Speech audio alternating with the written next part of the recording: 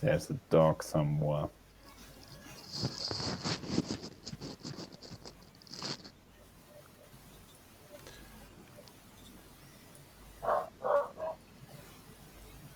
I think Sky was eaten by a dog just now.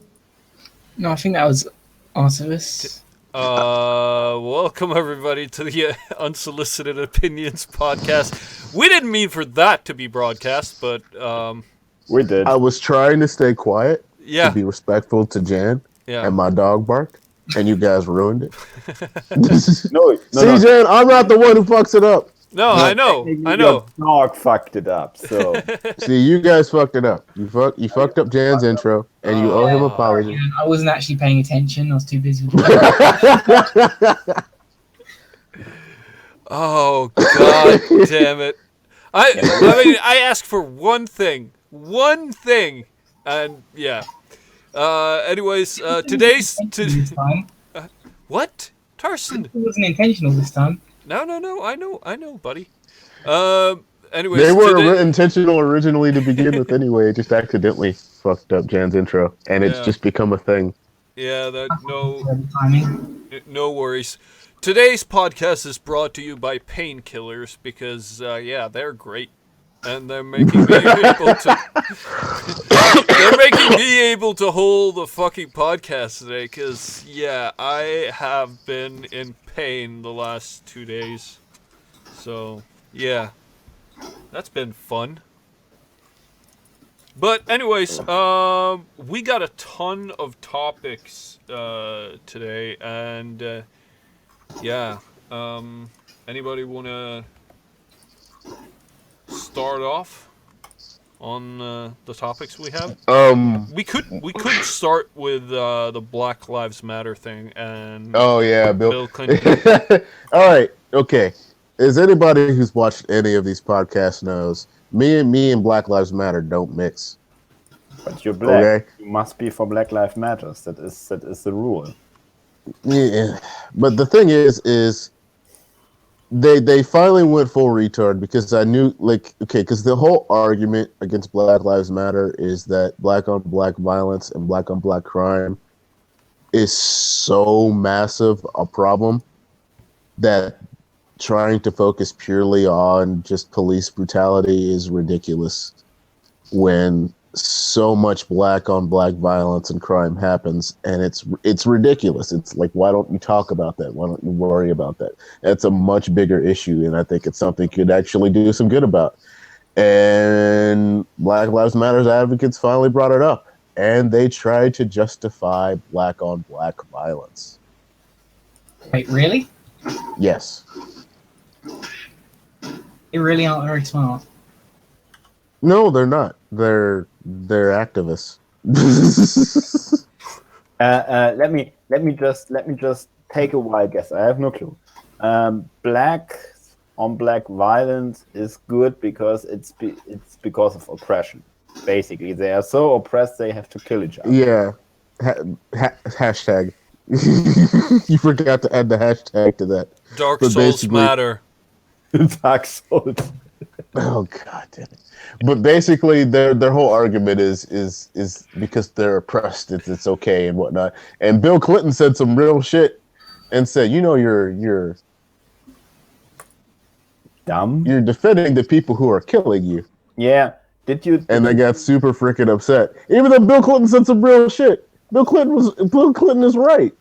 It's gonna fuck Hillary. Did you see the new Sargon video where actually I think it was a Black Lives Matter advocate in a discussion just advertised for a white person to just kill himself because that would be the ethical thing to do? Man, Black Lives Matters are black supremacists, and anybody who tells you differently is pretty much lying to you. But there are white people supporting Black Lives Matter. And they're idiots. Well, there were also Jews supporting the Nazis. Oh yeah. Yeah. It's And there were blacks fighting for the Confederacy. Exactly. So yeah. Let me just say, Stockholm syndrome is weird. Shout out to Stockholm syndrome is weird. Yeah, we'll just leave it at that. But basically, Bill Clinton finally said some real shit on the campaign for Hillary. And now, what's the funny thing about this is it's like Black Lives Matter. They were kind of on the fence between like who they were going to support, Bernie or Hillary. But now we know who they're going to go support now. I mean, that was the realest thing Bill Clinton has said since he said that depends on your definition of is. So Bill Clinton randomly just says some real shit. Like he's a politician, but once in a while, real shit just slips out. Yeah, and it's funny. Yes. Every time. But now he's getting raked over the coals for it, and this is, it's just funny to me that a politician said some real shit, and the immediate reaction is he's the devil. Yeah, well, I mean, Bernie Sanders said that white people don't know how it is to be Honestly, poor it's getting to and the live in point the where it's ghetto. like, yeah, they're politicians, but at least they're not journalists. Yeah. Oh, that shots fired. That is the one good thing about this election. The one good thing to come out of this entire election cycle is that everybody hates the media now. Yeah. And I mean, it's basically the two candidates who are hated by their respective media outlets, by Fox Media or MSNBC, are actually the one who seem to have the populist vote. I mean, Bernie Sanders doesn't really have it currently, but he does. He does? Yeah. Yeah. Yeah, he's, I mean, maybe in the end he will. But, I mean, the fact that both candidates, Bernie Sanders and Trump, are actually hated by the media is just showing how, I don't know, impotent the media today is. I mean, the only thing they can do is basically piss people off to voting for someone they don't like. I don't know, man. It's just this weird situation where everybody now just kind of understands that the media is as fucked up as it actually is. And you can see it in people. Like, it was always this undercover thing, but it was never like a way. And that's the only reason Trump has votes and has support. Like the Republican, the national convention, they're going to pick Cruz.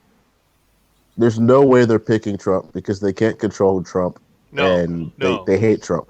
Yeah. So they've been doing everything they possibly can to push Cruz because Cruz is their pick because he's the only one left standing. And to be quite honest, he's a worse candidate. Yeah, he is. Not just for that party, but I mean, he's an ultra conservative. Dude, yeah, it's like picking the least smelly pile of dog shit at this point. Yeah. This one smells a little bit better. It's still shit. But I mean, but there's no corn in it. You probably don't like Trump, but aren't the politics of Trump at least a bit better than Cruz?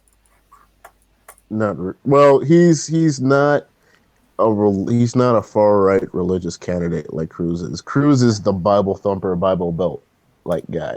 Yeah, and he's always run on that and traditional American values and and Trump just seems like another version of like a neocon or something like that. I don't know. Yeah, but he. I'm not sure anybody really knows any of his political stance apart from. He doesn't. Trump will say whatever he can to get. Yeah. Because Trump is a salesman. He's a pitchman, so he's going to say whatever he can to get votes and attention, and it doesn't matter if he changes his opinion the week after. He will if he thinks that's the way the wind is swaying. I mean, he is able to say like contradictory statements in one day. So yeah in the same day. Trump is, and I seriously don't know how stupid the press is. I mean, they're really dumb. Like, okay, that you don't attack Trump on the shit he says, but on the position he doesn't hold, because he is the sleaziest snake oil salesman in terms of position, and Oh yeah. Why people think he's real is because he just says stupid shit. Yeah, he's Some of it is political incorrect, and some of it's just fucking offensive. It's Yeah, just, like- I love making fun of his wall idea. yeah. Like a wall is going to keep out illegal immigrants. Yeah, Like but- that's going to And stop. not only that, but the feasible thing of building a wall on the border Yeah, it's like, okay. with Mexico is very, very, very hard. Is you want to build an $8 billion wall at the border of Mexico and have Mexico pay for it? First of all, Mexico doesn't have that money. No, exactly. Secondly, your big $8 billion plan can get beaten by a fucking ladder. And by the way, if it be was fair- if it was to fight terrorism, it's bullshit because To be fair, the what if the terrorists are entering through Canada anyway? So he doesn't actually care about how practical the wall is, he just wants to build a new world wonder, like the Great Wall of China. The Great Wall of China didn't work. no, You Yeah, can but go to the very Great nice- Wall of China No, now. it didn't. Like when they show the Great Wall of China, they always show like this big, massive thing that's spanning the entire border of China. But if you walk the parts of that wall, there's places where the Great Wall of China is maybe 2 feet off the ground, yeah. and you can just step over it. And not only that, but most of it is gone as well. The idea of it working on the length that it was supposed to be working. Yeah, they is- didn't even is- finish it. Yeah, Wasn't it only supposed to work against the Mongols anyway, who were horsemen? So they would have trouble with the wall, even if it wasn't that tall, because it would just make them unmount. But aside from that, Ladders. not much use. yeah, The Mongols climbed over that wall yeah, with ladders. they Based did. on horses. No, not on their horses, but they climbed on the ladders over the wall, opened With the gates. sophisticated, Yeah, with opened the most sophisticated technology of all time. Ladders. Yeah, ladders. It was more an invasion of China actually just not caring anymore and not defending that wall properly. It was an economical downturn for Yeah, the because Chinese they had to Empire. put sentries all over the wall. Yeah, it was an expensive fucking endeavor. It was a massively expensive endeavor, which, to be fair, to guard that wall on the southern border would give people jobs. It would give them jobs, but it would raise taxes. No, it would raise taxes as well because someone's got to pay for that so fucking much work. Okay, here's the thing. It would raise taxes for Mexico, so Here's the thing. Coyotes and drug runners, they don't give a shit about walls because they burrow underground to begin with. Yeah. They would just tunnel underneath it, and they aren't, like, it wouldn't even disturb the tunnels that are already there to go underneath the border to begin with. Yeah. So, they would just use the same tunnels they already have. They wouldn't have to change a damn thing. And you just spent $8 billion on that. It's just so and he's not going to try and do it. He's not going to do it. No, exactly. No. Because he would, like, and that's the thing. Whenever, like, the presidency and the presidential campaigns get so much attention because politicians don't want you looking at other offices. They don't want you paying attention to Congress and the Senate, and they don't want you paying attention to local politics, No, exactly. where it because- actually does matter, yeah. where you could actually get people in that actually could do some good. They want you to pay attention to the presidency. I mean, the because- presidency is the political equivalent of the homecoming king and queen. You don't. Yeah, they they know don't that. They, actually have that much power. no, exactly. You're just appeasing the masses by letting It's them like- elect a leader. Yeah, like, even if Trump wins the election, which he's not, even if the Republican Party picked him, even if he did win the election, which he wouldn't, even if he won, he would have to get, the Democrats and the Republicans to work with him on things to get stuff done, wait, and they would never. Don't have the Republicans the majority in both the Senate and the Congress? Yeah. So it doesn't matter. They're still, the Republican Party isn't going to work with Trump. The Republican Party hates Trump. You might as well be a third-party candidate. Yeah. It would be like America electing Gary Johnson. I want it Trump. would be, yeah. I want Trump as independent with Bernie Sanders as vice president. I would vote for that just to troll both parties. I want Bernie as the president and Trump as the VP. That would be funny. That would be because funny. Then Trump wouldn't actually have to do anything as VP. He could just go around to different countries doing crazy shit. Yeah, Trump could that would build be entertaining a wall. as hell. Trump could build a wall, and then Bernie Sanders could paint a mural on it. No, burn it down. They stand there and says to Trump, "Feel the burn." Yeah. Hashtag feel the burn. Oh, on the entire internet would side. fucking explode. Yeah. Because that's the thing about Bernie Sanders. Bernie Sanders legitimately gives a shit about people. He might be wrong about certain issues, but he's the kind of dude that you think if you talk to him, you could kind of change his opinion on things. He's open-minded to like stuff. Politics-wise, we probably the only American politician we Europeans actually understand, like on a rational level, is Bernie Sanders. Oh yeah. Yeah. The rest, But he's not going to win because they want to push Hillary. Oh yeah, I don't see a snowball's chance in hell for him to be able to. Yeah. It just wouldn't work for America. And it's not that it wouldn't necessarily work, but it's more the entire power structure of your political system. It is kind of the people don't like even elect the candidates. That's the problem. Yeah, because they tried when Barack Obama ran against Hillary in 2008. The delegates tried to elect Hillary ahead of Obama. Am I not right? There was some kerfuffle about the originally was that because Barack Obama was a dark horse as fuck. He came out of nowhere. He was, a first-term guy. Senator. Like he was new on the scene, and Hillary was the one that everybody was like, "Oh, well, it's Hillary's turn." And but of course, that's racist. Hillary kept fucking up with her campaign, and just saying and doing stupid shit. And all right, Barack Obama was a case of rope-a-dope.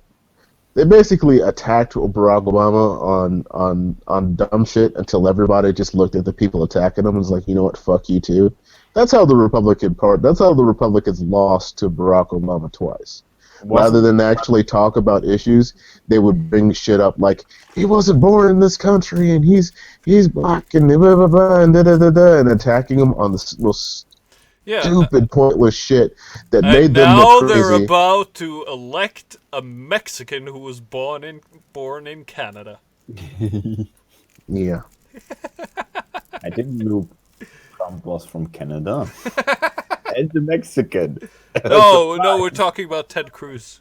Yeah, Cruz. Now I know why he hates Trump. He wouldn't have come. No, I'm making a generalization because of his. But his father was Cuban, wasn't he? I think he's a. I think. That was the thing with Barack Obama was that they didn't, because he was so new in the Senate, they had nothing to attack him on, so they just had to make up stupid shit. Yeah. One question: wasn't Obama voted in by the superdelegates? Yeah. Yeah. Yeah. So basically, that's what people fear about Hillary Clinton. Yeah. Well, it was easy back then because Barack Obama was a shit ton more popular than Hillary Clinton, and that drove Hillary Clinton crazy. Like the only reason she dropped out of the race was because Barack was like, "Listen, I'll give you a seat on the cabinet if you did she step up." have more delegates at No. the convention? No.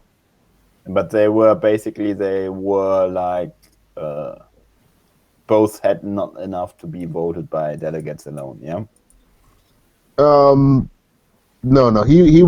Towards the end, he was basically crushing her to a point where it was just everybody was telling her to leave and to stop, and she just kept going. And the only reason she dropped it was because he said, "I'll give you a seat in the cabinet if you walk away now," and she did. And that's power. Yeah. Yeah, exactly. And so, that's how she got into the cabinet. That's how she got that job, was by conceding, because she was getting crushed already. Yeah. Oh, by the way, for our new viewers or listeners, yes, there's a reason why I'm having weird exclamations and basically. Yeah, he's Norwegian. I'm Norwegian and I'm high And he on hates the Polish. painkillers. See, when you hate the Polish, those explanations, basically they come out and they just... Yeah, he's hallucinated Polish He people. said he was tired of the Polish jokes, and yet he's the first one to resort to them. Yeah. When I think they're good. See, I Wait, you think Polish people are good? Interesting. Yeah. I don't think people are good, period.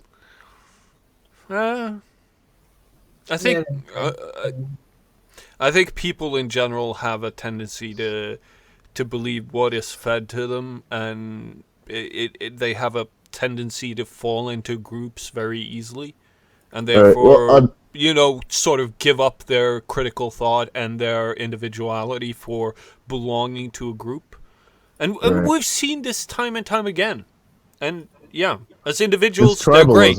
Yeah, as individuals, humans are great. It's herd mentality, because we're apes, we're herd animals, we're not pack animals. We don't, we'll follow somebody off a cliff.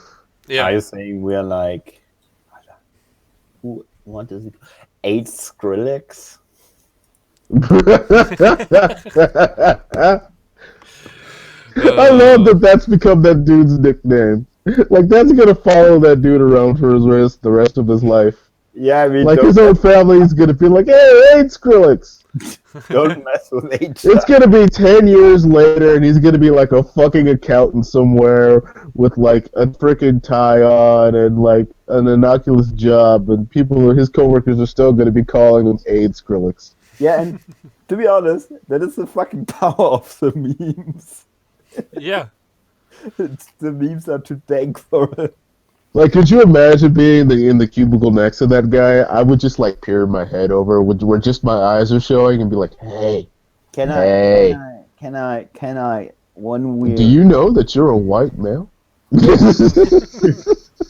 Yeah, you never face. Shut up! You don't know me, but you're a white man. I mean, oh damn it! I'm getting so pissed by these people. Yeah. I mean, basically, The self-hating white man. Currently I see many white boys who face much more oppression than this guy probably can imagine. So, yeah. Yeah, It's because they haven't lived outside where they are. Yeah, and there was a point that Sargon actually raised, that the social justice warriors are starting to debate this within their own circles. There was a blog post, I think, this week, of a guy who described his encounter with a young white male, and he didn't know how to help him because he was young, he was white, and he was male, and he was heterosexual. Why was he being oppressed? Why was he in a bad position? He couldn't understand it. Yeah, let me just two words. Mental state. Yeah. Fucking hell. And if you holy shit, these people, idiots. For the most part, like, I think it was a fad to be the whole oppressed thing, and as that's like growing thin on people, as the social justice community are now attacking the gays. Yeah. Because Idiot. idiots. Yeah, which Yeah, that's yeah. not a war. That's not a war you're going to win. You don't fight the gays. No.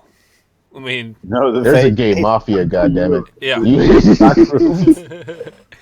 you don't fuck with the homos, man. But that whole thing is, they're running out of people to go after, and they're running after people to protect. Yeah. Speaking of which, the whole Baldur's Gate thing. Segue! Yay! We had a good one for once. Hey, yeah, but Segue into The reason that whole Baldur's Gate thing was so frustrating was not because they put a trans character into the game. no. It was how they introduced the trans character. Yeah. I haven't played it, but I can imagine how they did it. No, it's literally, hi, I was born, I was raised a boy. I've taken bits from every language in the world to create the name that is just perfect for me. That was the line that made me just want to kill myself, because it's so fucking bad. It's special snowflake syndrome in a nutshell. It would be like if we started a conversation, and I went up to meet you guys, and you were like, hey, and I'm like, hey, I'm Steven, I'm black. Like, that was the extent of it. Oh my god, we didn't realize! You were black? that would be how, like, I would start the conversation if I were this character. It's like, hey. Finally. God damn it, black voices don't matter. No, you did not fucking mute him, did you? You're not allowed to mute people while on stream, Asto. You know this. Yeah, but you had a point about Baldur's Gate. And now Articous is gonna tear you a new one because you silenced the black man. Are you there? Whatever. Asto's just being a dick. No, it's. Could you imagine, like, if people just started conversations that way? But the problem it's like somebody, like, on Tumblr, like, announcing their pronouns as soon as they start a conversation. Yeah, but they do that. That's the problem. Yeah, no, that's why it's bad writing. They do that because they're idiots, and they don't understand that it's insulting. There are other problems with the Baldur's Gate thing. For one thing, they've changed the personality of established characters. They've shoehorned in some references that don't belong in the world. The whole trans thing doesn't make sense, considering you've got the girdle of gender changing, whatever the hell that's called. And it's like, that's not hard to get a hold of. It's actually quite cheap in the setting, and it's also cheap to get it uncursed. So it's not like it's, some special thing. Trans being such a big issue in Baldur's Gate, because you could literally just change to the opposite sex. So basically, no trouble in the world. Why would you find it like there is a character? But they have to announce it, so they feel special around it, and yet it's in a world where it wouldn't have like the chance to have an identity around it. It's ridiculous. No, they have to announce it. They have to make a big deal about it, or else it doesn't matter. Yeah, but I mean, that was the point I wanted to get to. Articous, they do want people to behave that way. I mean, I saw a video of a GDC talk from 2014, I think, of a woman who made some workshops, blah, and the first thing she said, yeah, we are diverse people, and people who are diverse, you need to stand up and speak out so that others see that you are. I mean, holy shit. I mean, what should they do? Say on social media, by the way, I'm a game dev, I'm gay. You got to remember, also, this is the same type of people who hang out at the kind of atheist conventions that I now hate, where they have to introduce their entire list of privileges before speaking. Really? Oh, yeah. Yeah. Oh, no, that's what split up the atheist community. It was the people who were actual, like... Because you're going to have latchers on to anything. All right? And that's what happened with atheism, where there were the people who were actual skeptics, and then there were people who latched on to atheism because I guess they thought it was cool, or they felt atheists were oppressed, and so they wanted to get in on that action and some shit. Yeah. And the thing is that's why it's in their eyes, it might not be bad writing because they only hang around with people who talk like that, who introduce themselves in that manner. But that's why bad writers are people who only hang out with their fucking in-group. They I will tell do you not. what the most frustrating thing of this entire mess is, though, is that they've got one of the original writers of Baldur's Gate dragged into the mess, and they very obviously didn't tell him the actual full story, and they probably didn't show him anything but very cherry-picked actual comments about it. So he jumped in and tried to say, and he just went off on this tangent that had nothing to do with what anyone actually complained about, and all of a sudden everyone's like, yeah, you can't even get the author on your side, you're clearly in the wrong. He's like, he's not even talking about anything the shit we've actually said, and it's like, how is he, he's clearly the proper way to do like that character in general would just have it be like something that you read or you found out about him. It's making a big deal out of it does more to hurt trans people than it does to help them. Actually, you could actually make a fucking quest out of it, where her former identity begins to haunt her and such, and maybe ghosts. That would work. And that would actually be really cool. That would be interesting. Yeah, that would be cool. That would be actually. I mean, for example, I mean, at the beginning, she is just a woman, and I don't know, someone's stalking her, and then it turns out that it's a ghost, and it turns out the ghost is actually her former identity. See, that's some deep shit. Yeah, exactly. I would like it if they could work in the girdle of femininity into it some way. No, she used the girdle of femininity, but it was like a male function, so her former identity was split into a ghost, so yeah. That would make sense in the... You could make a whole quest line out of that. Yeah. That would be a cool way of kind of dealing with that subject. And that's what I've been saying all along. It's not about the subjects, it's about how you deal with them. If you deal with them... Hi, I'm trans! Okay. That is how they start it, even with the new quest, they would still start it that way. Because they can't fathom not introducing yourself and your... I'm not for... story. Yeah, I get that, but that's my... that's my problem with a lot of... not a lot of new writing, but a lot of new sort of writing for movies and for video games, is that they want the issue to be right in your face, because that's the way that's the way they see the world. You don't necessarily try to introduce this in a more I wouldn't say acceptable manner, but in a more sort of they don't know how to write to make people empathetic towards a character. Exactly. It'd be like all of the options you hear, you get upon hearing about it, you can't be negative, you can only be positive towards it, even though you have no real reason to be. It's just a weird statement that's thrown at you, and you've got these choices that voice at all. Right, exactly. Very antithetical towards CRPGs in general, really. So it's just everything about it is terrible. Like, if I would write that character, I wouldn't point out they were trans. I would make you figure it out. Yeah. It would be like this kind of moment.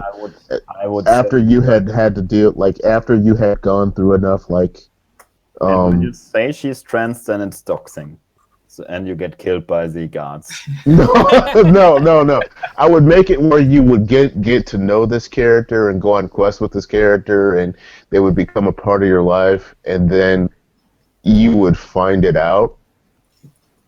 But it doesn't really change what you think about the character. And the storyline is just kind of like they're trans. Yeah, you don't make a big deal about it.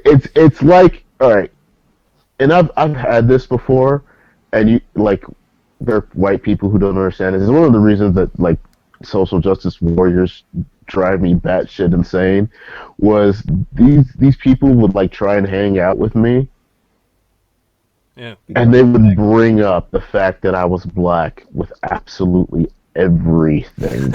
It was Articous, who's black, how do you feel about this? No, you're making that joke, but that's exactly what it was like. They would...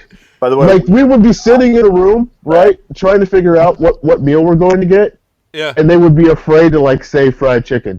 Because, or shit like that. Like they would always bring, well, what's your black opinion on the issue? And I'm like, why is my skin tone? It's this whole thing where, like, and I would stop hanging around people like that because it's just like, just I'm just me. I'm just a dude, and they would harp on it, and it was clear that they were like, because you would have white people that would hang around you just to feel good about hanging around a black dude.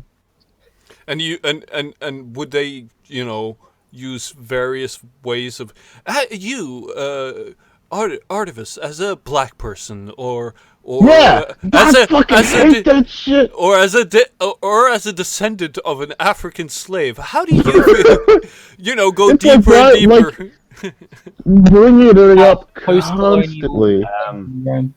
by the way, my favorite thing about the social justice warrior is when they start to call black people all over the globe African Americans. Yeah. Because then you see how limited their thoughts are and just so stupid. Yeah. And the thing is like, if you were to write a good black character, you don't bring up the fact that they're black all the time. Like, that's why I made that comment earlier. It'd be like if you had a black character in Baldur's Gate come up to you and say, "Hey, I'm black." Yeah. Yeah. Like, we can tell. Yeah. You could tell with trans too. Yeah. But the thing is, maybe. I think but the thing, admitted to being trans. are you kidding me? No. Oh, does it work? No, my girl left her phone in here with the alarm. Oh. Yeah, well, it annoys me as someone who wants to succeed in writing as well, that you sort of get these lazy ass introductions to characters in video games that could have been done so much better. That with could have no nuance. Yeah, with no nuance. It's just, and I mean, let's look at the best game ever and how it does it. no, not That's Witcher a bold 3. statement you're making there, but he's gonna say Witcher 3. Yeah, but how does Witcher 3 introduce characters? By them announcing there are, I don't know, gay? No, because they allow that sort of to be woven into the conversation somehow, either through the use of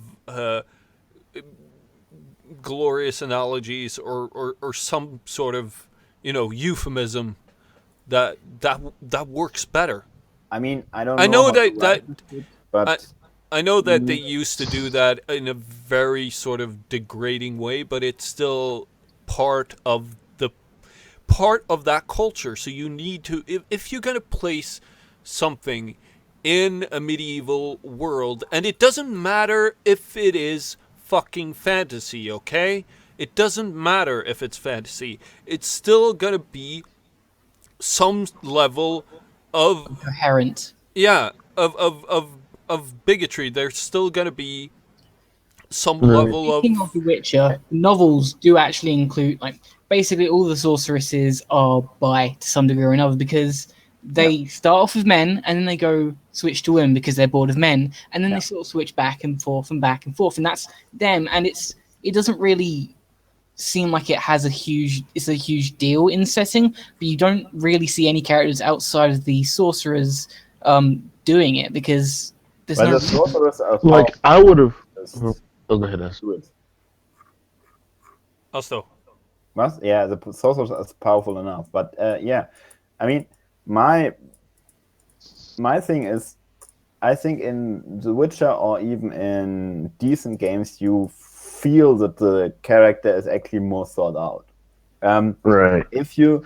I mean, the thing is, usually if there are games who have characters in it where they plan like DLCs or spin-offs of, you almost catch it in like the first minute because the character behaves differently. Or I think in TV series you actually see it like very, very it's all very, up to very the easily. I mean, camera angles and the yeah, way I that mean, you no, actually.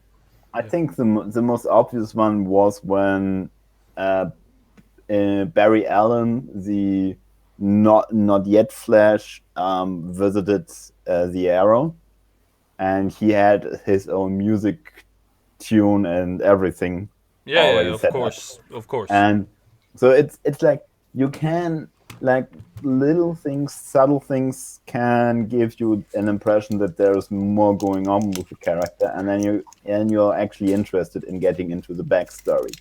And most trans people that I've talked to about this issue, like the whole thing is like when you're like most of them okay, you're trans, okay, they don't want to bring it up in conversation because it's something they don't want to talk about constantly. I mean, the thing is, as a transgender, I mean, very many transgender person on Twitter I follow talk about being passable, basically Like, not to be recognizable as a trans person. So I don't. yeah. think these people, the first thing they do is saying, "Yeah, by the way, I'm trans." Yeah, exactly. It's like, hey, did you know that I used to have a penis? Or Yeah. like, It's the equivalent of somebody like. Okay, I'm not going to name any names. That would be silly, because then we would get a dog pile on our ass. It would be the equivalent of somebody, some trans person, just walking up to you, slapping their dick in your hand, and saying, "There, I used to be a man. You happy?" although that would be a very funny parody. Let's put that in the back hat as a joke. Yeah. Yeah. By the way, Ian, did you say you were worried about dog piles when we have like maybe 5 watches? 5 Yeah. but You know, my That's popularity will next, just rise and rise. no, but I mean, he said who he meant with dogpile. So Yeah. So yeah, don't worry about it. Yeah, but it's when I read stuff, like I know what I like and I know what I hate, but I don't actually read with a critical eye, at least not on the first go. So had I come across that character without it being shown to me in the context it was, which was Ian Chong's is that his name? I'm horribly racist right now. Ian's video, not his specific video, but the video he uploaded where it showed the character talking and just introducing himself. And if I hadn't been introduced into that way, I probably would not have actually noticed, because I'm not someone who plays with a critical eye. I think that might actually be the case with a lot of people. Although they can notice some things when it's pointed out to them, they might not notice even the really obvious bad writing unless someone points it out to them. So, you could easily go the Dark Souls route where you figure it out, or there's certain hints and clues, and you piece things together, and then you make it more interesting that way. There is a few problems with Dark Souls' way of doing it, at least in one of the games. I've personally felt Dark Souls 1 did it really well, but 2 was so vague and so confusing as to give me no idea of the setting, the plot, or really anything, especially in the DLC, where until the third one, nothing was going on in the DLCs. I didn't understand why I was going through them. Yeah, I think you can go a bit too far in the other direction, but But yeah, there's right ways to do and wrong ways to do everything. Being a little bit more show don't tell, which is why nearly every writer gets and should be taking, pretty well. But for some reason, a lot of writers these days seem to have trouble with that. It's okay. You need to tell people your ideology. You cannot show them. I was having a conversation with a few people online about this when I was bringing up Borderlands 2. Like, if you play it now, that game is cringy as fuck. Yes. It's because of all the pop culture references, is it? Yeah. Yeah, all the pop culture references that are like, 10 years old at this point. It and feels nobody gets... like it was written by Josh Whedon high on cocaine. It's the kind of writing that in 10 years, nobody can pick up that game and understand what in the fuck is going on, No, or exactly. understand the majority of the jokes. I think that's when I'll pick it up then. It's just cringy, Well, and that's what this Carson- kind of stuff, this kind of writing with Baldur's Gate is going to be like in 10 and 20 years. No, it's cringeworthy Because now. it wasn't just the trans thing. It was like, like you said, it was just other stuff and pop culture references, and that stuff dates games so badly. Yeah, which is why you don't have pop culture references in a game that's about a not a set period of time. You know, Like I was replaying Final Fantasy X. Maybe if they're fine with it not having a long lifespan in like the culture, like if it's just like this game they expect to just disappear into the void, they don't care. Fine, put in as many pop culture references as you want. It's for the current, not for the future. But Right. most of the time, Like I was playing Final Fantasy X, and still a good game, still a great game. It's still a solid RPG. But that one point where they bring up Makalania Temple, and Tidus goes, Macarena Temple? Then they say, no, Makalania Temple. And he goes, and it's like, no, like my spine curved into like a Z shape. And I'm like, oh, God. Like, I've never noticed that, actually. Like, I didn't even, when I didn't first played it, I didn't know remember what a Macarena even when the game came out, that was an old reference and cringy. I didn't know what a Macarena was, so I didn't realize it was a reference. I just thought it was being weird because It's the stupid fucking dance. Weird personality. Yeah, wait, isn't Macarena like... When did Final Fantasy X came out? It came out like 2 years after the Macarena was like a thing. Yeah, it was like, 2001, wasn't it? Yeah, so even when that game came out, that reference was cringy, and I remember cringing at that when I played it the first time. I it must be before 2000, the Macarena shit. Or maybe it actually was 2002. Actually, I can't remember. Yeah. It was around that area because I can remember playing it very seriously when I lived at a student dorm in Lillehammer. So and everything about that game is everything else about that game and its writing is great, but that one pop culture reference just and it stands out like a sore thumb, and all the shit in games that they're doing, like with the whole the whole treehouse thing and everything they're doing, like they're dating their games that nobody's going to be able to play them in 10 or 15 years without just having to stop. I mean, the ... translation is just the best. Fuck off. I mean, it's But timeless. it's stuff like that, like you don't understand. Good writing is timeless. Yeah. Yeah. Yeah, ... is timeless too. No, it's not. Of course. Yeah. These are idiots in 10 years, so it's timeless. Tarson, you wanted to say something? No, I think my comments are just about the laughing scene in Final Fantasy X. Oh no! I understand why, but it's kind of overplayed. Like people don't actually understand that it wasn't played straight. It was supposed to be cringy, which is why I don't like it.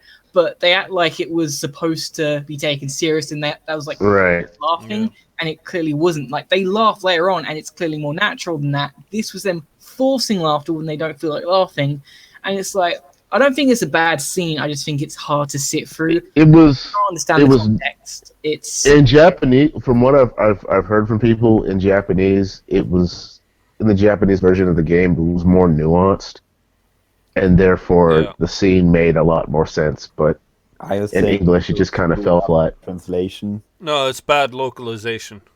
It was very sudden in the English version where you just suddenly started laughing and you didn't quite understand what he was talking about before he launched into it.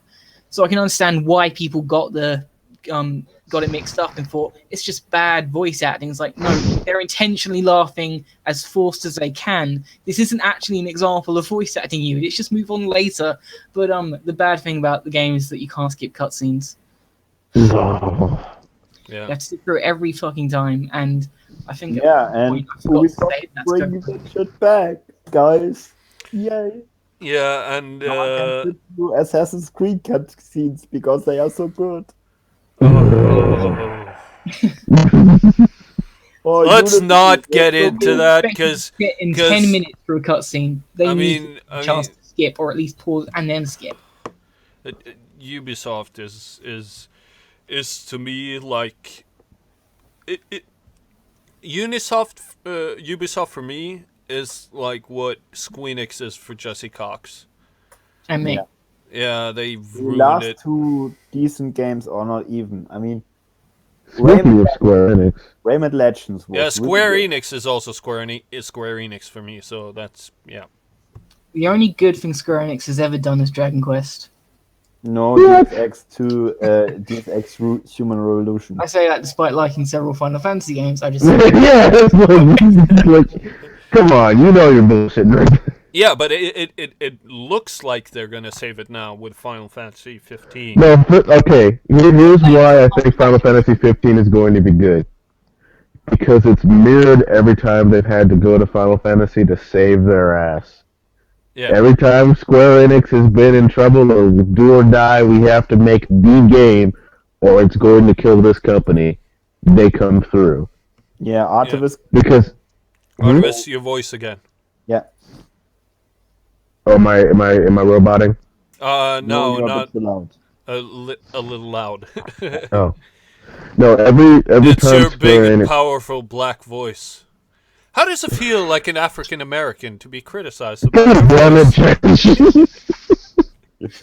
Yeah.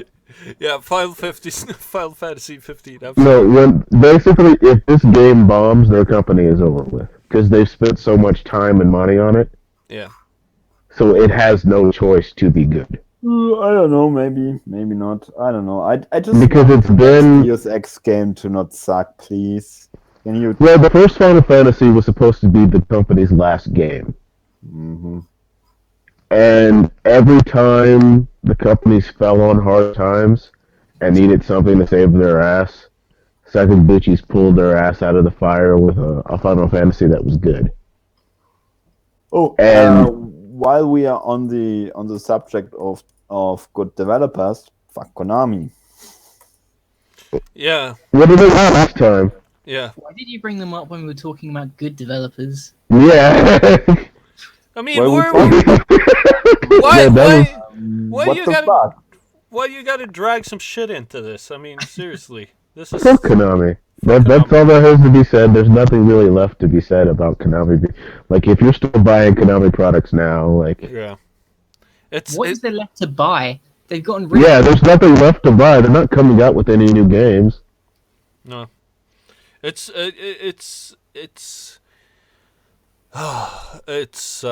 seriously sad as well because they are. I mean, I grew up in the 80s and the 90s, and these sort of a lot of the really really good games that you started to play when you got up into adolescence were Capcom games, Konami games, and to a lesser extent, yeah, and they suck seriously now.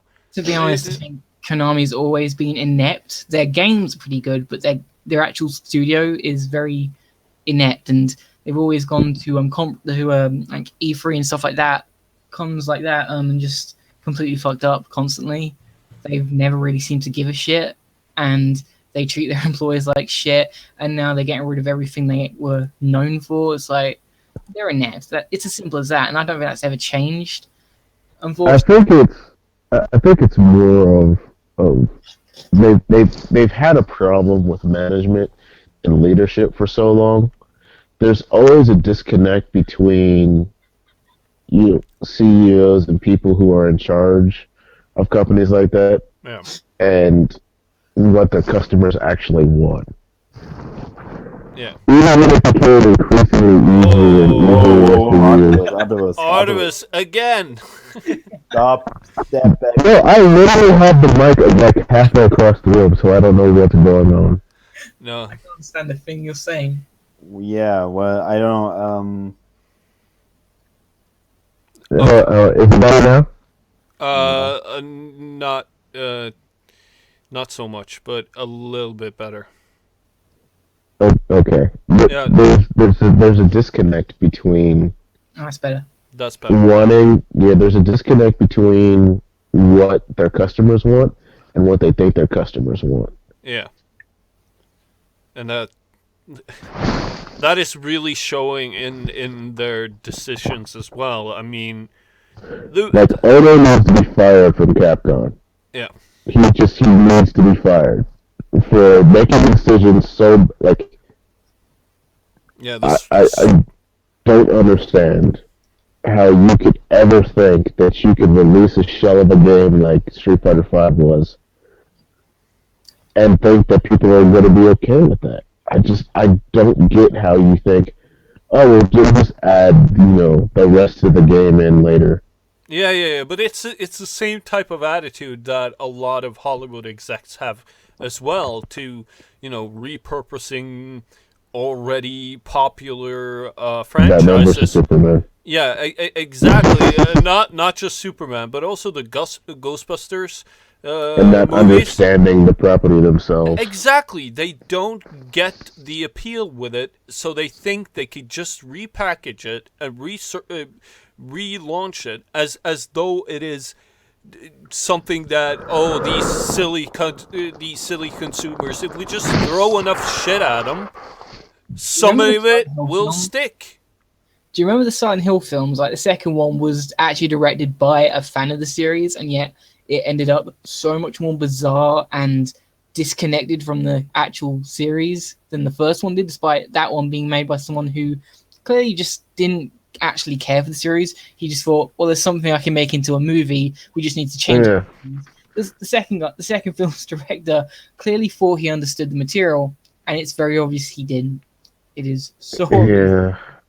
It's the kind of thing where it's always a gamble, and you're always taking a risk when you're adapting a property like that. Mm. But it like when you get into things, bringing up Batman versus Superman again, not understanding the property itself. No. Like, even the marketing for Batman versus Superman understood what people wanted more than the director and the writer of the movie. Yeah, because they ticked all the boxes basically. All of the marketing was we're talking up this big fight. This big fight's going to be it. That's what this movie's about. The Ali versus Frazier. Yeah.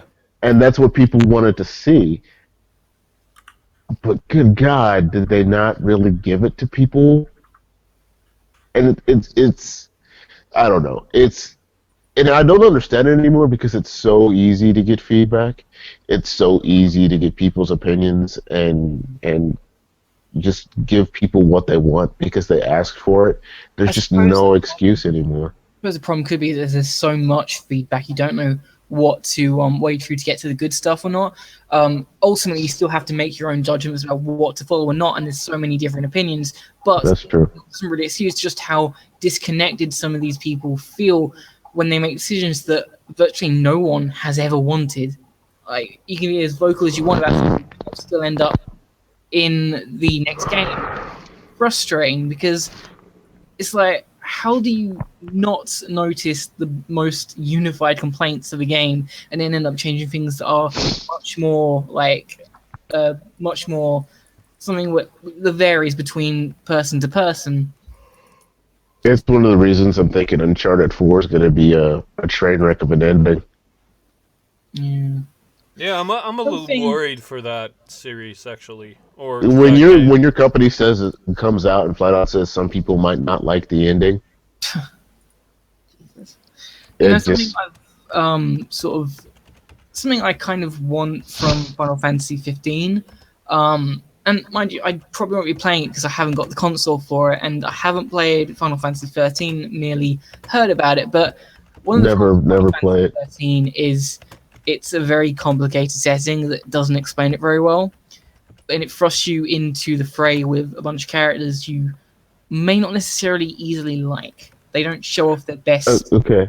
parts of their personality very easily. I don't think. I played that game, and I played a lot of it. And the main problem with Final Fantasy 13 is what we were saying before. They didn't the lead and the team that made Final Fantasy 13 didn't understand what made a good Final Fantasy game. They didn't understand what made those games fun. What the biggest problem with that game was that two major problems. One, it's just a corridor. Yeah. It's a straight line through the game.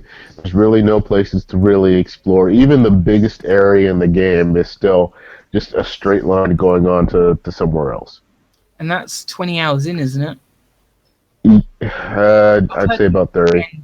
I've heard people defend the games like saying, but it does open up eventually. It's like, no, that's 20 hours in, and people have to go through 20 hours of crap to get to what you think is good. Just that's a straight line the entire time. Yeah. And the second main part was they don't explain anything in the actual dialogue and the actual story itself. You have to. They tried to mix like a Dark Souls element to it, where you read descriptions on items and whatnot, and there's this whole database that you could read through and get the story. And it's like, I'm sorry, I don't want to read through a book to understand what's going on here. Not the main story. I mean, all the side. No, the main story itself. Unless you read.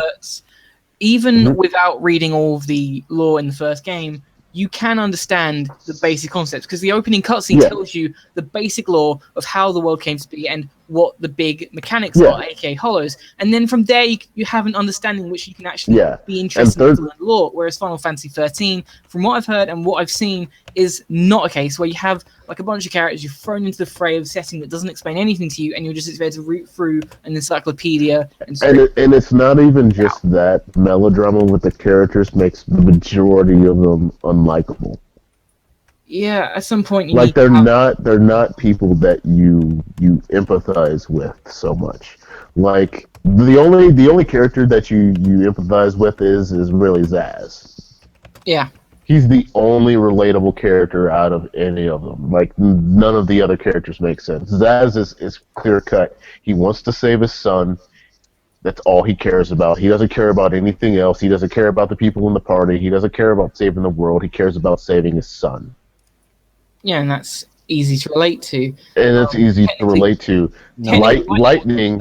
So much less likable than Zaz, because she's, the Cloud ripoff. She's aloof. No, it's not even that. Alright, Cloud gets explained. Yeah. Who he is, where he's from, what he wants to do, his dreams, his motives. Like, as soon as you get to the town outside of Midgar.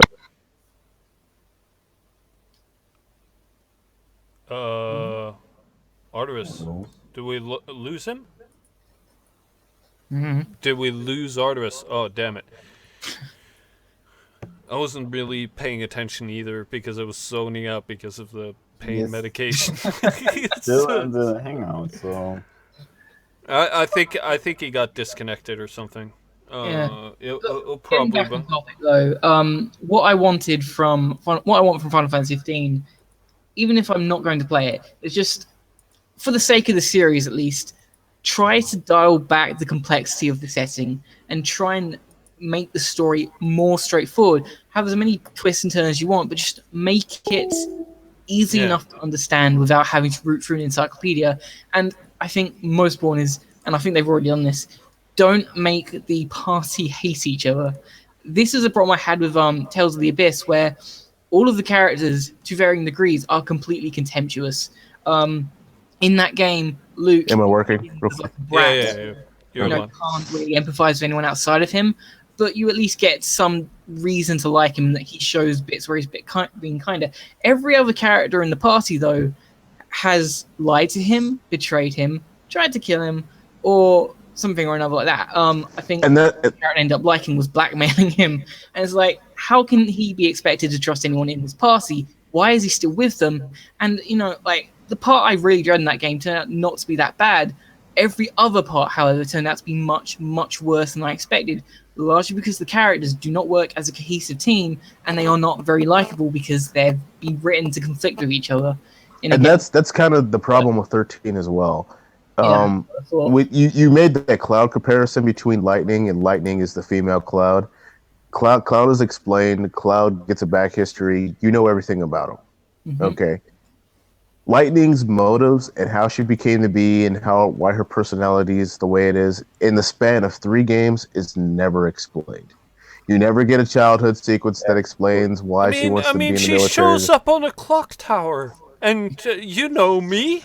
No, it never gets explained in any of the games why she wanted to be in the military, why she wanted to be a soldier so badly, why. From what I've seen in the second game, there is a slight hint that it was the way she turned out is because she needed to replace their parents for her sister. But it's so basic about. But you never held upon at all. She's just this flat character who's always aloof. Yeah, you never like what they need. If they'd given her like a flashback where her parents had told her to be strong, to take care of her sister and whatnot, that would have fixed the whole problem. But you never get that. You never get a way to empathize with her character. She's just there and strong and lightning, and she's so badass and and she punches people. Out of curiosity, is her entire character arc that she no longer hits people? Yeah, I mean, by the third game, you have if you have a blanket slate character, basically, like I don't know, Commander Shepard in Mass Effect, then that shit works. But not if you have a character. Yeah, not with someone who's supposed to interact with a team in an ensemble cast. Yeah, like Snow is the exact same way. Like you never get an explanation of why he's decided to, like this. They're rebelling and they're rebels and they're fighting this evil organization, but you never get why. You're never told why he decided to do it in the first place. Let's just be honest, 10 was the last really good Final Fantasy game. I mean, they've never actually agreed on that either. Like, when I was a huge fan of 10 and I started looking for people who liked it, I immediately ran into people who just it's got the most generic plot you can think of. It's like, what? I've never even seen that type of plot before. And then, of course, I saw it in Tales of Symphonia, where I much preferred it, as a matter of fact. But I still think 10 had a great plot, it had a great gameplay, and it had decent characters. It was linear. You could make a good game that's linear. Yeah. 10 was as big a hallway as freaking 13. Can I very quick make a say something embarrassing? I've never played a Final Fantasy game really through. Yeah, I'm not good at That's not embarrassing. No. Yeah. I mean, I've only actually cheated my way through 10. Like, I tried it a few times. You traitor! But when I first had it, I had this heretic. I just give back your PC. Break through everything, and I still lost at times because those Dark Aeons, they can't be killed with the cheat disc. It's fucking annoying. You're out. I never learned how to play the game. Master race for you. I've lost all respect for e-tars. For you. I mean, if there's one game I wish there were cheat codes for, it's the game that I just played an hour of Gungeon before the stream, and that is Enter the Gungeon. Damn, it's a fun game. Very simple game. You're just not very good at it. Yes. That is obvious, dude. That is very obvious that I'm not good at that game. I think it's so fun. Painters come off. You need to stream it. Yeah. This guy just needs to backseat game you hard. Yeah. Come on, move. I think we're duck, roll. Shoot. Yeah, the funny thing, it will come 30 seconds too late, and it's still better than what you are doing. Damn you! At least, how far have you managed to get? Have you managed to get past the first floor yet? I haven't fought the first boss yet. I suck at that game. Yes. And second floor boss though. I'm still pretty bad at it though. Yeah, but it's he couldn't be any worse than his playthrough of XCOM. Of XCOM. Dude, That was a stellar fucking playthrough, man. That was a good playthrough. I'm sorry. You have recorded those videos of that playthrough, and they are online to prove you wrong. Did I survive that playthrough? Oh, you survived. Articous didn't. He died once, and then I had to scum load it because he died a second time as well. Because I made a second character based on. Teleported him in between like 4. Yeah, you would put me like in between like 5 enemies. Yeah. Oops, that was a bad idea. You think? Maybe you were supposed to be a sacrifice, so other characters get in a better position. Yeah, he tried to basically conjure a demon lord, and he needed the black sacrifice for that. Yeah, but I'm getting better at it. So the new You're playthrough getting is going. better at getting Get better at it when you've already finished the game. Oh yeah. You're No, getting that better is true. at the demonic sacrifices. Oh yeah. That's- Oh yeah. Yeah. Alright. I'm getting. Alright. And I will get better at Enter the Gungeon as well, because that seems like to me it seemed like a fun game that doesn't sort of force anything on me as far as, and it's just a challenge. There's Similar to Binding of Isaac. So, like Binding of Isaac, if you play it enough, you will improve. Maybe not to like godlike levels as you can experience, but you know, it's entirely possible to beat the game with enough experience when you know what you're doing, when you know what to expect. And for example, when Asta was watching me, I died on the second floor, and I think the biggest reason for that is because right after I bought some health, I lost at least a full heart of it to spike floors I didn't notice were there. Yeah. Yeah. And it doesn't explain anything to you either, which I love. It's just, yeah, go ahead. Do it. Come on. You know you can. And yeah, I love that about that game, because the reason why I like playing games that frustrates me, and the reason why I call my gaming stream Salty Streams, is because I like that challenge, and I like getting pissed off at the game and getting better at it, beating it. That's the whole point. That's why I don't get... But no, Jen, no. People just want to experience the story. Yeah, watch a fucking movie. Read a book. Did anybody else read that freaking like article on Dark Souls 3 where people were like... What I don't get is why pick Dark Souls to complain about this. It's a series where most gameplay anyway. You could just go online, look at the lore, and you get more information than you would from the game most of the time, because most people aren't looking at the items. It's this concept. Okay. They're so self-absorbed. You remember that absolutely everything has to be tailored towards them, or else it's crap.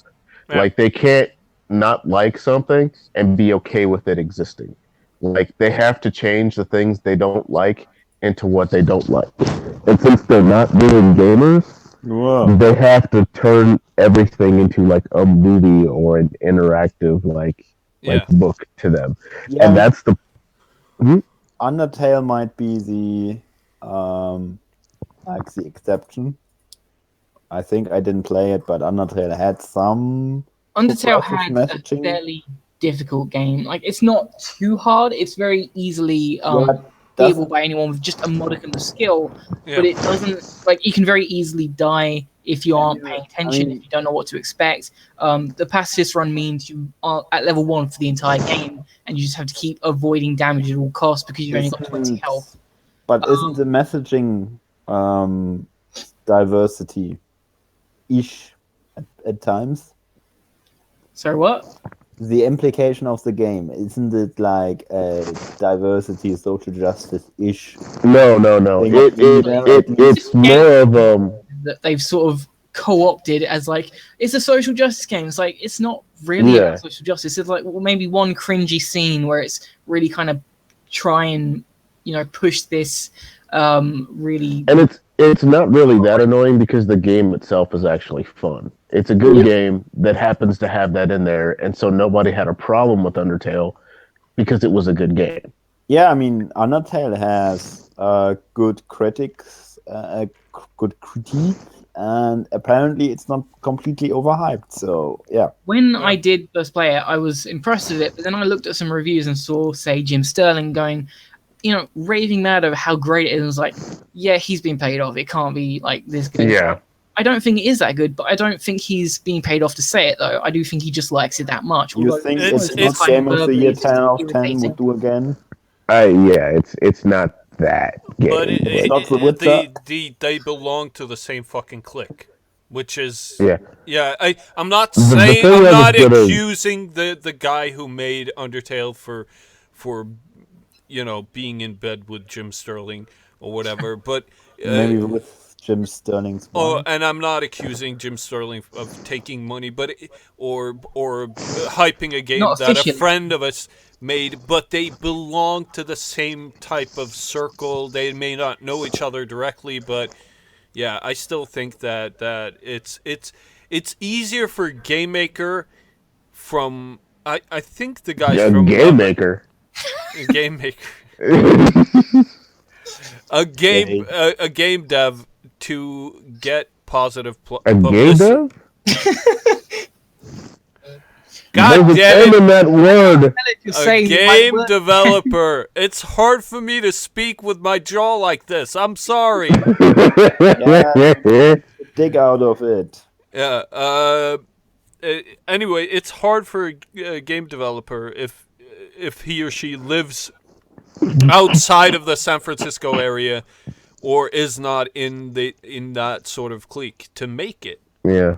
See, the thing I do think Undertale is very overhyped, and I do understand why people have a problem with that.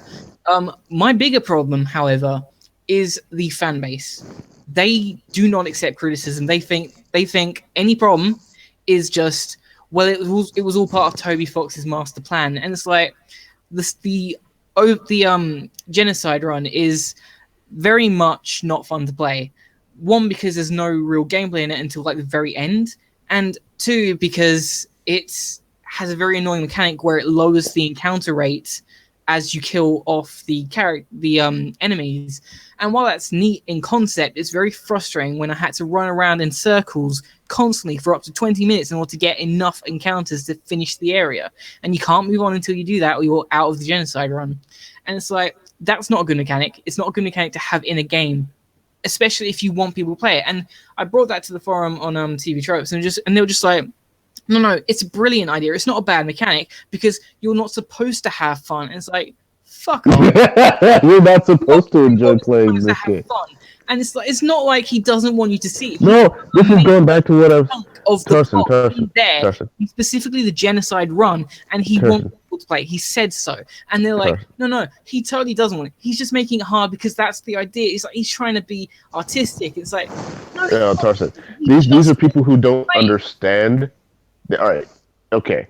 I finally started coming up with an actual true definition of what I feel a gamer is. And people can reject this opinion or they can set it aside. A gamer actually enjoys the struggle. They enjoy pushing their personal limits and overcoming an obstacle. It's why that Dark Souls 3 article about it, being an easier so they could just enjoy the story frustrates me. Because whoever wrote that isn't a gamer. Because you can create a game that has absolutely no story whatsoever, and it's still a good game. But you cannot create a game that has no gameplay, and it be a good game. They don't have... might be a good story, Asto, so shut up. No. I mean, there are people who are disagreeing. There are people who actually want no gameplay and more story. Yeah, they want... That's what I say. They're not actual gamers. They don't want gameplay. They want an interactive storyline. They want, an interactive book. And I'm not saying there's anything wrong with wanting those. It's just the problem is they want every game to be that. My personal issue with this is I don't think a developer should cater to people who don't want to learn how to play their game. No. And it's like, if you just... The dildo is not for them. Get through it. You may not be able to just glide through it like you want to, but put in effort, you'll get better. That's how games have always worked. I'm I want to play, say, Ogre Battle March of the Black Queen, and I want to do it myself. I don't want to just watch someone else play it.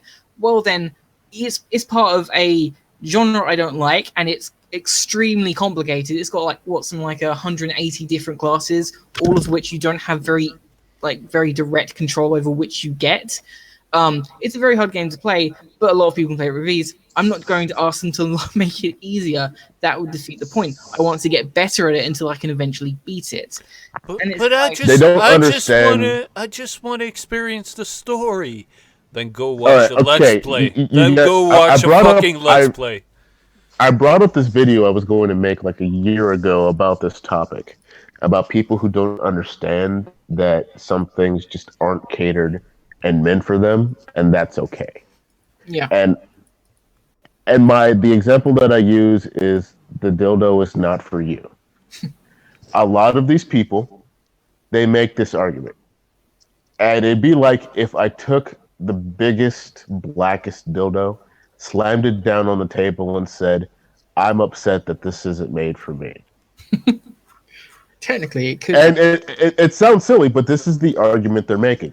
Because basically it's saying, well, this isn't made for me. It's not. I can't have sex with this. I don't want something shoved up my ass. But you need to change this product to suit my needs. Well, you should have thought of that before you bought a big black dick.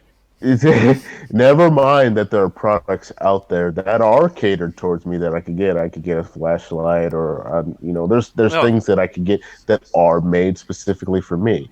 But I'm making the argument that this dildo specifically should be altered and changed to fit my needs instead of the people that it was specifically made for.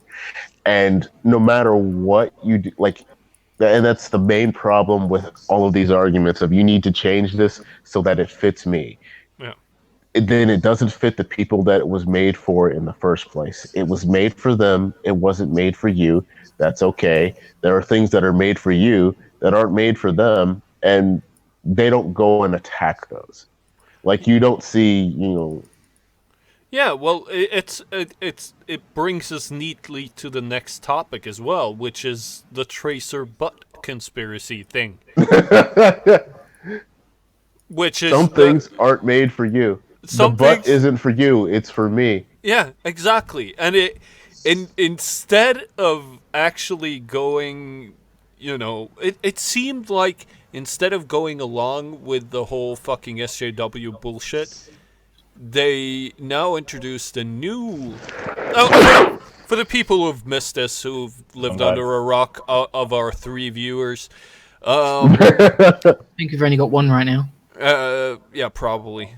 No, we have 2, actually. Red Keld and Mogi are arguing in the chat.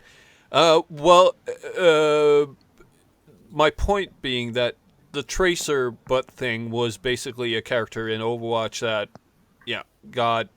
was pictured in a over the shoulder rear view pose, and that was bad for women's everywhere, and especially even though it was a man who had a problem with their pose and thought it was too sexy.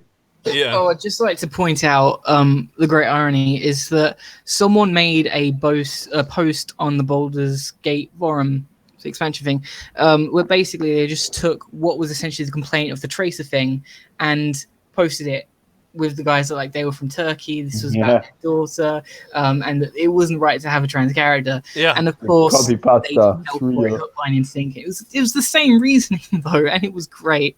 Yeah, and the thing is that is exactly what happens when you cater to people.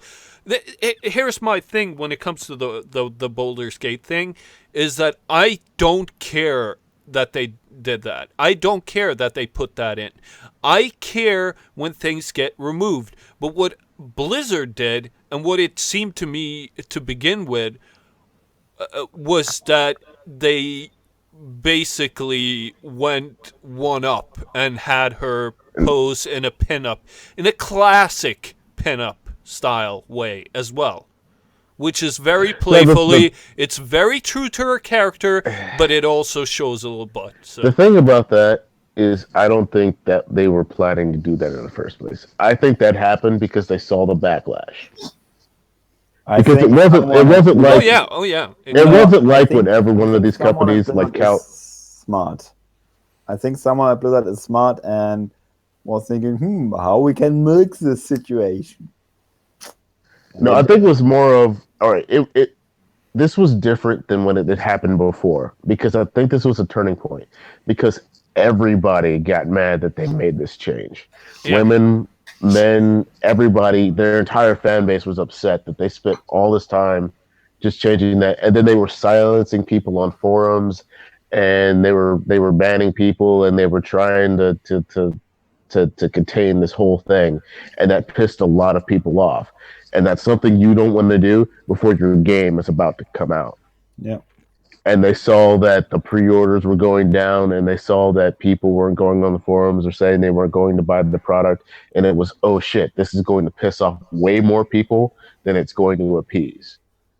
Yeah. And so they basically backtracked and put it into this pose so that they could look like heroes and not lose those sales. And I wonder what they originally had planned to replace it with. Nothing. Don't be Nothing, ridiculous. They had nothing to replace it with, and then they figured some shit out, and then they saw, we cannot do it like this way, so we need to fake it. Yeah, and I have no idea how fast they can animate that pose, but I imagine it does take like a week to do it. I know that basically with my favorite subject, The Witcher, they have a editor where they can basically let the characters do anything. So I assume that Blizzard might have a similar thing, so they can they can do these poses pretty fast. Yeah. But what I wanted to say is that, I mean, we are now in like the 18th month of Gamergate, the 20th month. I have no clue. Gamergate is over, dude. It's just cultural backlash at this point. That the general gaming audience mostly agrees with the less extreme, more subtle opinions of Gamergate. And well, that was the whole point. It was never to make this big revolution of people fighting. It was to make the people that we were fighting against, and you see that have to deal. I mean, you see that with Anita Sarkeesian, who is basically, besides with some, but basically no one likes her. And if I see like critical and very critical articles about Gamergate on German websites, like I think the last one was like 4 or 5 months ago, you see that most people may not like Gamergate, but know that, well, Gamergate is not the worst thing ever happened, and not cyber terrorists. And it's not so much that it doesn't matter what they think of Gamergate, and it never mattered what people thought of the people who were involved in Gamergate. And what mattered was people's perception of these game journalists and the industry as a whole. And you see that the people's perception is bad, because if people know that Gamergate is not all bad, which basically all the perception of us. What I'm trying to say is the perception of Gamergate is unimportant because they hate the gaming journalists. My argument is that if people have not the worst perception of Gamergate ever, that means that gaming media failed in its narrative. That is they were going to. It's the. I would argue that they were going to fail eventually. We just brought it about faster because people were upset with the gaming media way before Gamergate came along. Yeah. And now it's this. You thought they were corrupt, and you thought that they were bought and paid for and full of shit, but now people know. Yep. Yeah. And that's the difference. They might be corrupt. We know they're corrupt, and it doesn't matter, what like to me, GG ended at Airplay, the first Airplay, not the second one that didn't happen. But since then, the concept of like, and you can see it with the stuff with Overwatch. It wasn't GG that rose up and fought this butt thing. No, Yeah, that was people. gamers in general. It was gamers in general. It was their own fan base. It was their own, people who were on the forums and been with Blizzard forever that were like, no, I'm not going to stand for this. I mean, even Boogie had a hard time Yeah, defending both Yeah. sides or one side at this. It was and just Boogie's the most neutral kind dude ever. He'll he'll defend almost anybody at this point. He's trying to calm things down, and I love him for it. I love that dude. But even he was like, yeah, this is ridiculous. And that kind of stuff is going to happen because gamers know that we control the industry, not the casuals, not the normals, not the game journalists who want to turn gaming into gallery exposit. Like, Yeah. you know how with you like the fine art in the fine art community, you used to have talent and skill and that they was what was respected. Here's the thing. They every time that an art form is being accepted by the elite as they want it to be, they want video games to be accepted by the elite. It gets removed from public consumption to some certain degree because it you can never have like an art a high art level of thing succeed among the proletariat, for lack of a better word. It will not be appreciated on the same level as among the art critics, and that is basically the reason that people in general just want to be entertained. People in general are coming home from a hard day's work. They just want to sit back. They want a game that actually works and that is fun and entertaining and gets their mind off their troubles for like half an hour. If you're not, basically like me, who spend far too much time playing video games. Yeah. But I would make the same distinction like they tried to do it with movies and TV, where the high art community wanted to take over movies and TV and chastise anything that didn't belong into their little camp of what they felt was high art, and they failed because people want to make money. Like movies and TV shows, alive and well in movies and TV. Yeah, TV shows and movies take money to make, and then they take a lot of money to make. And you can't rely off of a niche group of people who want their specific, catered needs met in order to survive. And it's the same thing with video games, because video games are not cheap to make. And so you're never going to get this high art community that they want, because people have to eat. You're never going to see like Call of Duty have a giant expose on what it means to be trans and be a trans midget lesbian in the world, because they have you to forgot black. You forgot black. Trans, sorry. Transgender. Trans midget lesbian. Black trans midget. Fuck it. I fuck the pronouns, but that's a mouthful. Fuck you, Jan.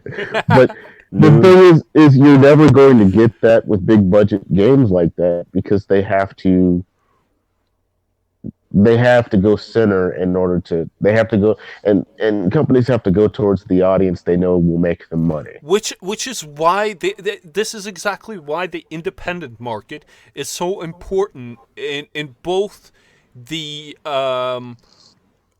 movie industry and the the game industry, because they can approach these kinds of topics.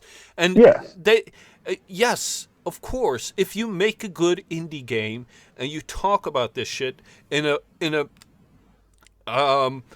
clever way that makes people think after they're done with an experience, and you increase the empathy with the character, you get to know the character. Like Binding of Isaac. And then you drop a bomb on them, and that makes them think. If they're reasonable people, it will make them think. Nobody likes to. Wait, Jan. Wait. You drop a bomb on them, and then you make them think. Not a It's literal, not a literal talking bomb. about Not a literal bomb. Yeah, not a literal bomb. Of course, you'd think. Of course, the German has to go to war over everything. It's just well. You're talking about bombs here. No, well, here's the thing. You can have that indie game and you can have that good game, but you can't expect every indie game to blow up like some of them have. No, and exactly. That's the problem we're having with the industry is there are so many people who make this shitty little indie game that only they can, or in their group of friends, can really enjoy or understand. And they get really frustrated that everybody doesn't enjoy it and latch onto it and become part of it. I'm sorry. That's the way of being an artist. I mean, I've worked in the independent movie industry. I know this shit. You do not do this for the money. You do it because it's interesting and you want a story to be told. If you want to do the money thing, you do a more commercial story. That's just it. You can't go into this expecting to make millions and millions on a game that is basically your heart. You can't expect that. If it happens to you, great. That's wonderful when it happens. Your dildo is for you. Yeah, exactly. So it's just it's just this. I've had that kind of thought before. Sort of, I just write this one screenplay, and then I'll be famous and I'll make millions. No, it doesn't happen like that. You have to work for it. You have to actually work for it. And yes, success is 1 minute, but yeah. Sorry, Asta, what? I'm just getting tired, and I wanted to ask whether we want to wrap up the show or. Yeah, we have one more topic if you wanna. Yeah, what is the topic? It's actually two, but they're intertwined. It's the whole nerds now being jocks and TV on gaming journalists. But we've kind of touched on everything. But I wanted to talk to you about the TB video because he laid out pretty much everything.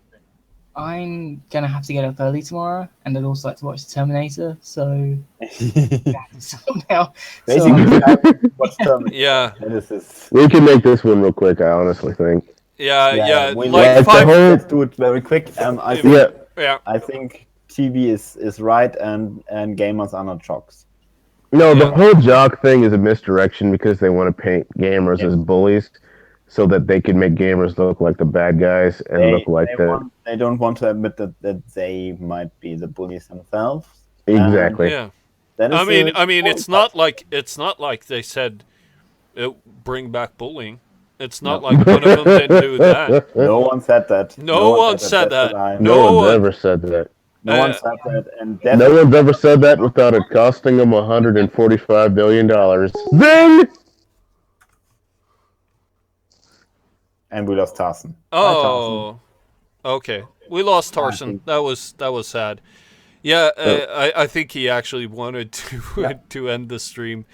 I just want to make one point when it comes to the jocks thing. It just it just drives me insane that they're No, still trying to pull this shit, and it's they're going to keep doing it. It's because it's all they have. It's all they've ever had is that shaming tactic, and nobody believes it. Nobody. If you went up to an average person and said that, "Oh, gamers are jocks," yeah. they're going to look at you funny. Even like I don't. Even people who are out of the loop and normies, for the most part, are going to react that way. Like, really, you're serious?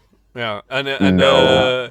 and the thing is that there are people like I mean it's the same tactics that they use against people like Sam Harris and people who criticize immigration in general. That you just throw out the racist term or the Islamophobe term the second that you start to make any sort of criticism or any sort of could we talk about this, please, just for a second? Could we actually debate this properly among us members of a democracy? Or are you just going to steamroll this fucking debate with all your name calling? No, you're the devil because you disagree with me. Yeah, and it's not that I necessarily disagree with them either. I just want everybody's grievances to be heard. It's more of along the lines of people have legitimate arguments against what they say, and rather than have to deal with those legitimate arguments and possibly admit that they might be wrong about some things, they don't want to make that distinction because they feel that if they admit that they're wrong, then they lose all of their power. When in fact, admitting that you're wrong about something or that you weren't right is a far more endearing thing than just trying to steamroll and say, no, I'm never wrong and I'm right and you're just a jock. It just and basically that is what TV said about the fucking gaming journalists, that they misuse their fucking power to engage in non-controversies and being a progressive activist bullshit. Instead of actually focusing on gaming, which they don't even talk about games anymore. They'll have an entire article where they'll use a game to spark. Kotaku isn't barely it's barely a gaming outlet. It's just being it's just they'll use the memes, the dreams, the social justice bullshit. They'll use a game or a game that's come out as a starting point to have like a 5-page article on something that has absolutely nothing to do with gaming whatsoever. And this game has frame rate issues. Who cares? It has a transgendered character who can handle a mace. It's like let's talk about that as opposed to the actual game itself. Yeah, and so many, even the gaming websites that I consider good are somewhat guilty of this. Yeah. And it's getting old, and I think that it's getting a lot of publicity at this point from the mainstream media, but you got to remember the mainstream media is also dying the same fucking death that these news sites are dying. It's one of the reasons I like dual shockers, because dual shockers, they don't give opinions. They just say this happened and just leave it at that.